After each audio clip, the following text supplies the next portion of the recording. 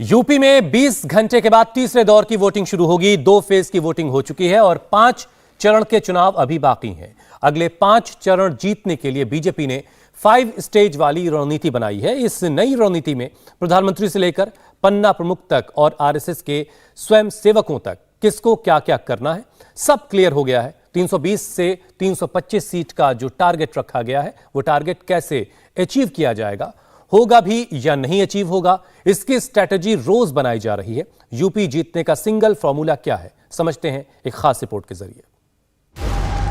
नरेंद्र मोदी का सबसे बड़ा दांव, ऐसे जीतेंगे यूपी और पंजाब का चुनाव।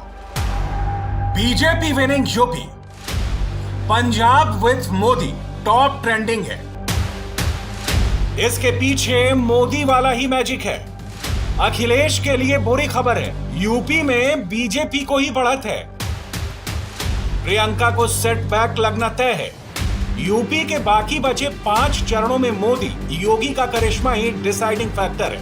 योगी है उपयोगी भैया, उपयोगी है योगी, उपयोगी है योगी भैया, योगी है उपयोगी। योगी, योगी, योगी, योगी, योगी।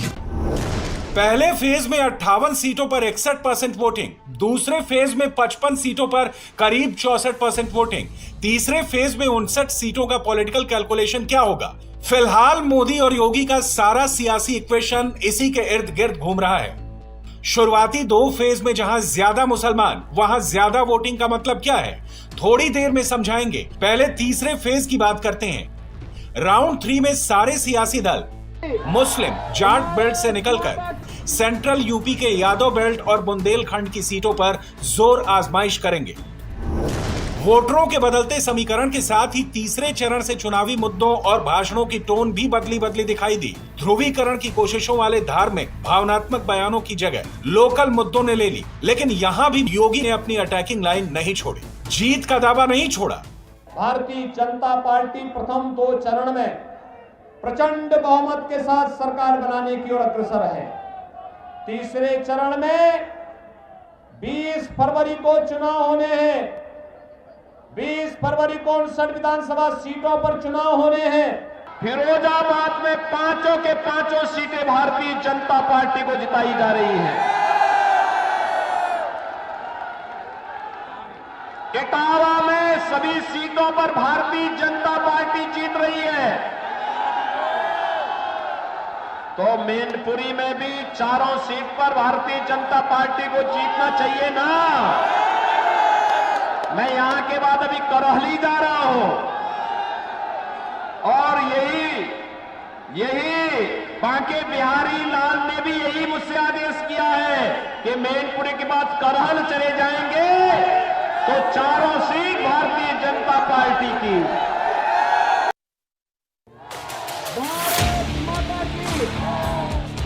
तीसरे राउंड का चुनाव प्रचार अब थम गया है। मोदी ने अपना काम कर दिया है, योगी ने बीजेपी को पॉलिटिकल माइलेज दे दिया है, मगर अब शुरू होने वाला है असली का।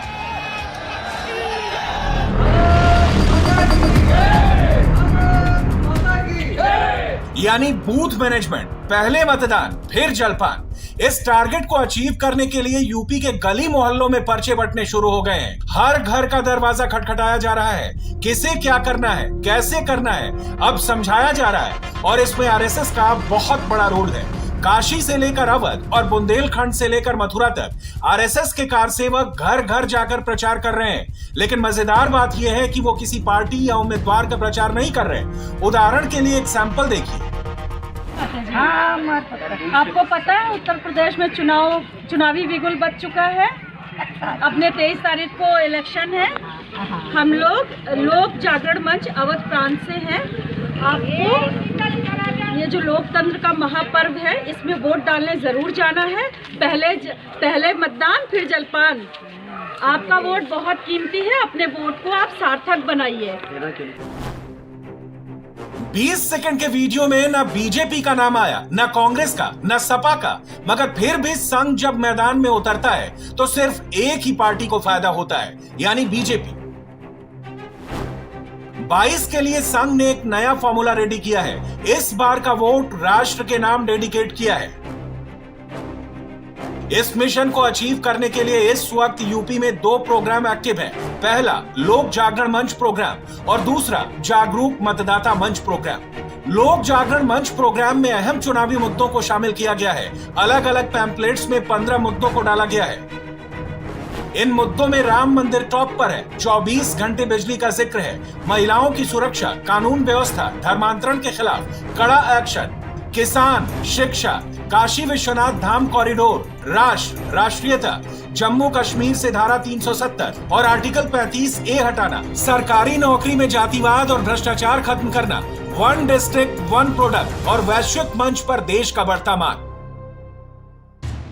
लोगों से इन्हीं मुद्दों को ध्यान में रखकर वोट करने की अपील की जा रही है। ऐसा करते वक्त किसी पार्टी या उम्मीदवार का नाम नहीं लिया जाता, सिर्फ इस बार वोट राष्ट्र के नाम का मैसेज दिया जाता है और वोटर समझ जाते हैं कि किसे वोट देना है। आप कैसी सरकार चुनना चाहेंगे, उसे जो शुरू से श्री राम मंदिर बनाने के पक्ष में खड़ा रहा और उसे उसके लिए जो संघर्ष किया उन्हें, और दूसरी तरफ ये है वो लोग हैं जो राम मंदिर का विरोध करते रहे, मस्जिद या अस्पताल बनाने की बात करते रहे, जो संपूर्ण प्रदेश को 24 घंटे बिजली देने वाला है, या उनको जो अपने गृह जिलों की विशेष चिंता करते हैं वहाँ 24 घंटे बिजली देते थे केवल 2 जगह, जो मतदाताओं बहनों बहुओं को सुरक्षित आने जाने का माहौल देता है, ऐसे लोगों को चुनना है, अथवा उसे जिनकी सरकार में महिलाएं में अकेले निकलने में सुरक्षित महसूस करती है, जो भारत के टुकड़े टुकड़े होने की बात करते हैं, ऐसे लोगों के पक्ष में मतदान करेंगे। ये आपको विचार करना है। इस अभियान में स्थानीय मुद्दे तो हैं ही, लेकिन मेन फोकस राष्ट्रवाद पर ही है। राष्ट्रवाद को नैरेटिव बनाने के लिए किसान, महिलाएं, युवा सबको जोड़ा जा रहा है, सबसे डायरेक्ट कांटेक्ट किया जा रहा है। प्रोग्राम नंबर 2 के तहत यूपी के बाकी फेज के लिए आरएसएस का फोकस ये है कि हिंदू मतदाता वोट करना ना भूलें, एक एक हिंदू घर से बाहर निकले और पोलिंग बूथ तक पहुंचे। फोकस उन इलाकों पर ज्यादा है जहां मुस्लिम आबादी 30% से अधिक है और हिंदू वोट संगठित हैं। हिंदू वोटर्स को घर से बाहर निकालने के पीछे की एक वजह यूपी के शुरुआती 2 फेज हैं। अखिलेश की नजर शुरू से ही दूसरे चरण की सीटों पर थी, क्योंकि यहां मुस्लिम मतदाताओं की तादाद अच्छी खासी है।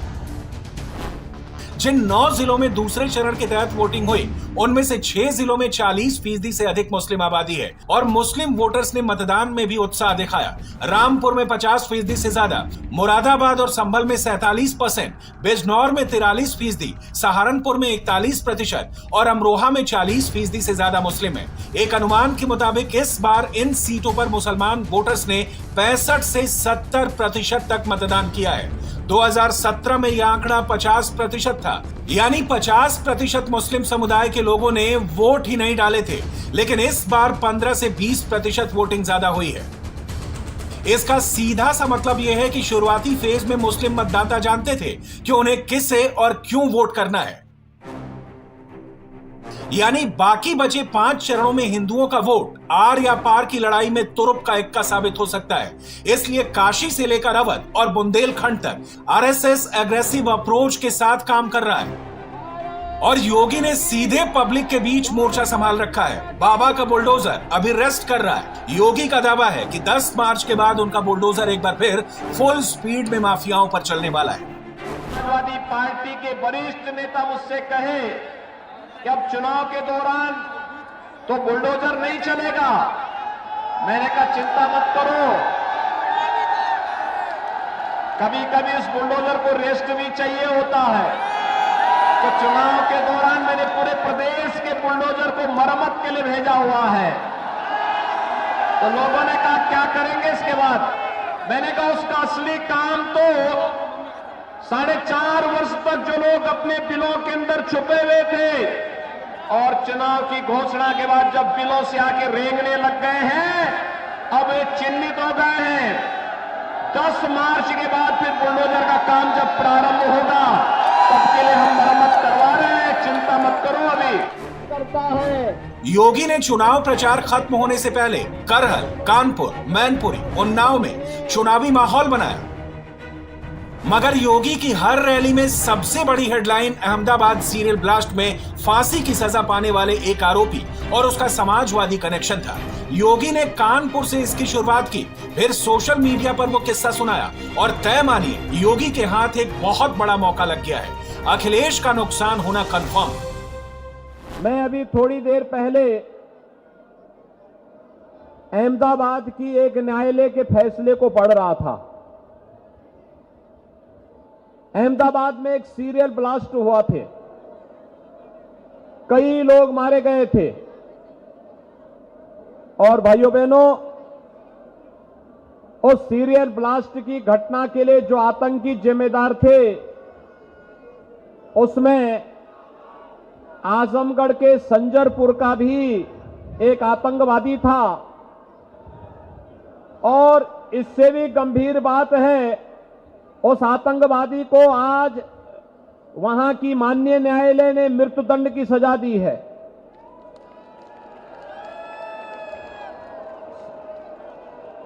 उस आतंकवादी के पिता का संबंध,